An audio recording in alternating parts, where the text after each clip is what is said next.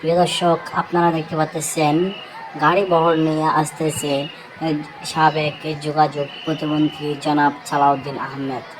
তিনি আজকে আবার তার জন্মভূমি চকরিয়াতে আসতেছেন নেতাকর্মীদের কড়া নির্দেশ দেওয়ার জন্য।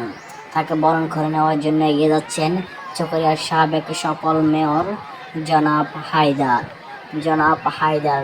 জনাব নুরুল ইসলাম হায়দার। তিনি এগিয়ে গেছেন, ফুল দিয়ে বরণ করে নিয়েছেন।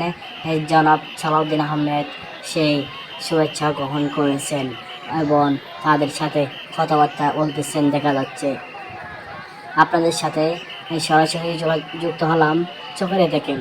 ফুল দিয়ে বরণ করার পর তিনি চলে আসতেছেন এবং জনাব সালাউদ্দিন আহমেদ তিনি গাড়ি বহন নিয়ে তার জন্মভূমিতে যাচ্ছেন। এখন আমরা দেখতে পাচ্ছি এখানে হাজার হাজার লক্ষ লক্ষ লোক তাকে দেখার জন্য, তাকে আরেকটি বার দেখার জন্য জড়ো হয়েছেন এবং নেতাকর্মীরা তাকে মোবাইলে বন্দি করার চেষ্টা করতেছেন, মোবাইল ক্যামেরায় বন্দি করার চেষ্টা করতেছেন যাতে স্মৃতি হিসেবে রেখে পারেন।